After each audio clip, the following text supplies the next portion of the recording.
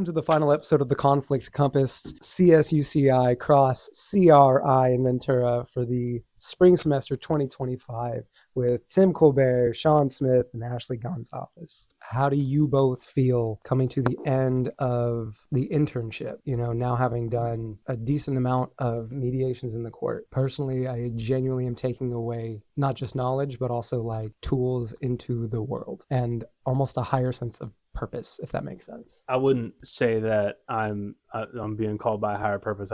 For me, it's not that entirely.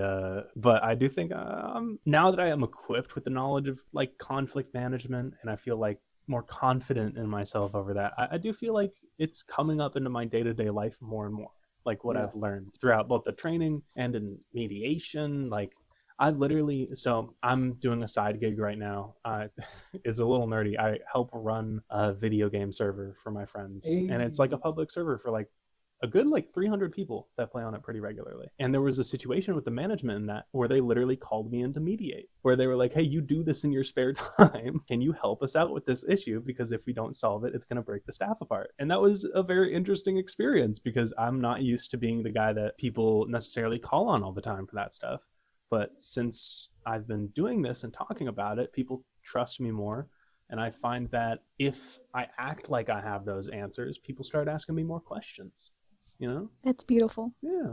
Hey, Sean. Hey, Tim. I want to talk to you about how I feel about completing my mediation training. I'll be honest, it's not what I expected. I didn't walk away like I discovered a new ancient secret, but I do feel like I'm walking away differently. I feel like I'm walking away with thoughts that are louder than I had before. I have learned a lot that body language is very important. Walking into the mediating space, I know now that it's not just what something says, but the way in which someone says it, the way in which their body physically changes as they're speaking. After weeks of training and learning how to observe without judging, I kept having to take a moment to pause, and I had to keep remembering to notice that the space that we walk into every single morning is not a space that most people want to be in. We have to constantly remember to make our people feel safe.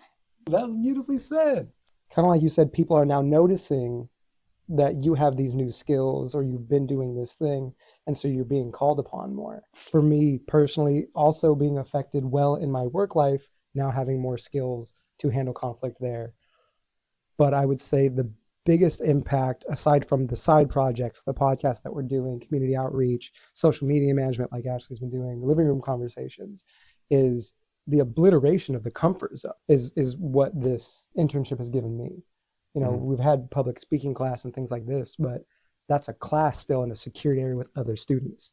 These are real people in real conflict. Yeah. And that's, I suppose, what it's given me is this is as close to the real world preparation as you can get. Yeah, I definitely feel that. As far as like how the internship has affected me overall, I had a very unique opportunity in which coming into the CRI, I came in later than both of you, only by a couple weeks. But that was because, admittedly, I submitted an application late. I snuck in at the very last moment, and I'm shocked that Brenna let me in, but I'm very glad that she did. And because of that kind of different way of coming in, I had a very unique opportunity to do something more independent and more self-focused. In doing that, I decided to do living room conversations. I decided to host events that would bring people together and, like you said, obliterate that comfort zone between people that have never met each other before but are all of a sudden getting really personal about things. Just yesterday was our last living room conversation, and it was very apparent to me how quick those barriers fall in conversation, especially when it comes to vulnerable topics like politics or police or racial tension, like things like that we ended up talking over those weeks. But I think overall it prepared me pretty well, and it made me very open to running more of those types of events in the future. Tim, you shared with us a little on how you first got involved with CRI and the university partnership. From your perspective, what are the biggest takeaways from this partnership? That's a good question. Let me think about that. I think my biggest takeaways from this partnership in general have been very focused towards my own skill set, but also towards my observations of the world around me. I think, mediating in small claims court makes me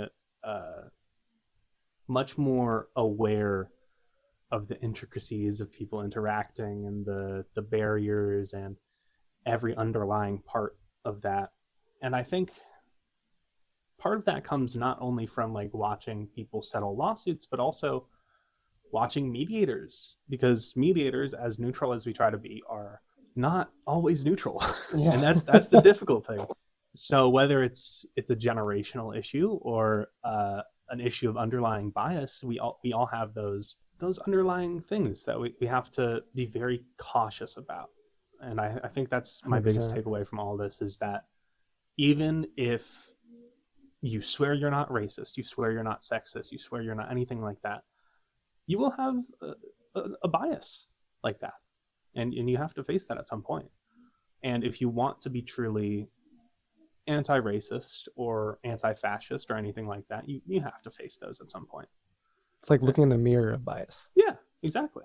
Yeah, that's a good way of putting it. So let me ask this, as employees and students and now interns, within the process this whole time, what would you say the biggest challenge you overcame this semester was? That's a very good question, Sean. Mm-hmm. I first heard about CRI through my professor at Channel Islands State University, Dr. Tracy Lee Clark. If you don't know her work, look her up. She's brilliant. And the way she talks about communication and compassion, it just hits differently. When she spoke about CRI and the CRI training, she wasn't just speaking academically. It was like she was speaking to us in an invitation to start CRI. She wanted us to start something deeper. And when she mentioned conflict resolution, at first I thought that was not for me, but I was wrong. The training that CRI and the training that we all went through didn't just teach me how to manage conflict with others, but I feel like it has helped me understand how to resolve unsolved tension within myself. And with mediation training, it's not just, like I said, what people say. It's also having to learn how to deal with emotions and relationships. And through the process, I have realized how much conflict I actually avoid when it comes to not wanting to deal with shouting or aggression. And I have seen that in the courtroom. Some people do better with silence, and others, unfortunately, like to resolve to shouting and using aggressive behavior. So I think that has been a challenging moment. CRI still teaches us, though, how to stay in the same room and how to breathe with the discomfort. And that's not something that all institutes teach us. That's a very good point. And I do agree that, Dr. Tracy Lee Clark was the reason I got into this stuff as well. Truly an incredible class that I took with her. As far as the biggest challenge I've faced this semester, it's partially a personal one. My family has been pretty involved in a pretty dramatic conflict recently. Okay. But through that conflict, knowing what I know about like conflict management and stuff like that, it's really put me face to face with like the idea of being neutral and being able to keep that neutral face throughout conflict, even if it's close to home. That's something all mediators got to face eventually, because conflict is everywhere. Even in mediators' lives, the people that are the problem solvers, they will face it as well. And it's very important to maintain that process, even when it's close to home. I mean, I really like how you said you have to maintain a certain level of neutrality, including and almost especially in a personal situation, right? Even if you're good at resolving conflict or you think that you have the right idea, when you're being directive, you think you have the right answer. Mm-hmm. In most people's personal lives, you're creating more conflict by trying to be the person who is right. Definitely. You know what I mean? Exactly. I would say that is one of the biggest benefits out of this training, the conflict management class at CI and the internship as a whole, is not that you become a submissive person, but you learn to balance the fight and flight, and you become a seeker of equilibrium. And I think that's what's cool. Thank you, Sean. Thank you, Tim. Sean, I'm going to ask you a very question.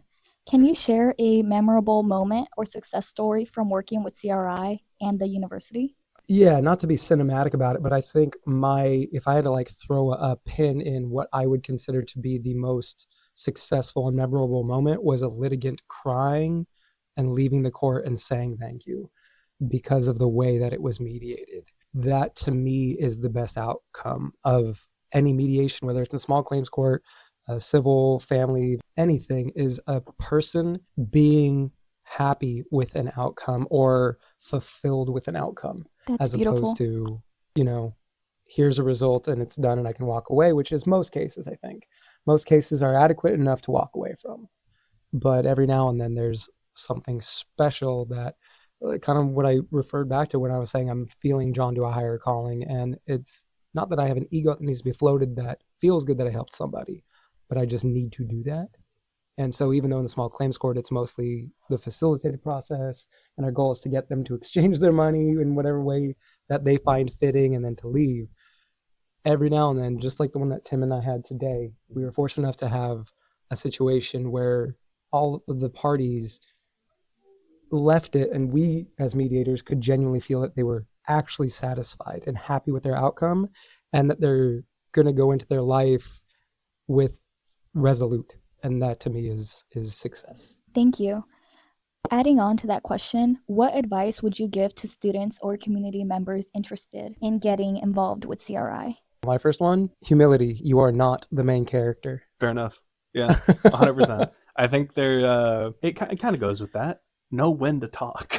Oh yeah. Because that's a big one, I think, in both the training we had and like mediations we've observed. There are some mediators that unfortunately take the reins of the conversation a little too hard, but at the end of the day, we're facilitative mediators. Yep. So the whole goal is to get the participants to have a conversation and not necessarily drive the conversation yourself. Oh yeah. Yeah. Know your audience. Definitely. Right. Yeah. Read the room. You're not always a stand-up comedian. Mm-hmm. Exactly. God. Yeah.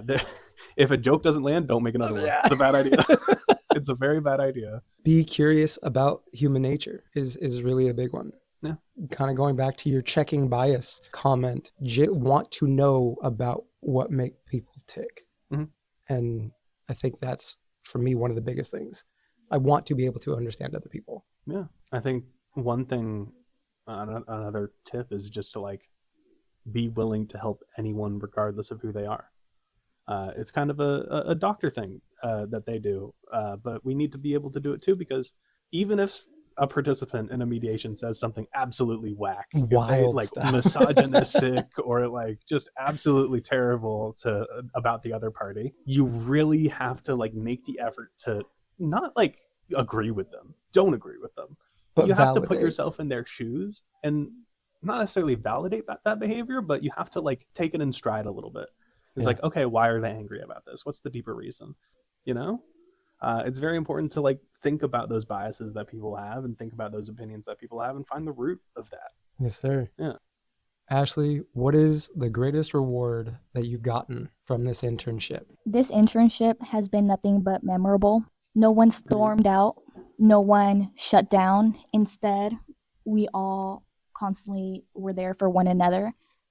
Throughout the entire internship, felt like I was able to communicate with my supervisor. I felt like I was able to communicate with my teammates. And more importantly, I felt like I was able to communicate with other mediators. I felt like I was constantly able to learn with the people next to me. And I knew that every Monday and Thursday morning when I was driving to court, I was going to leave knowing something more than I did that morning. CRI has been an amazing gift for me. I have met amazing people in the program, and on top of that, Brenna Furness has just been an amazing supervisor. She has made all of us interns feel like we belong, and more than anything, she has a very big heart, not just for what she does, but for the people around her. Amen to that.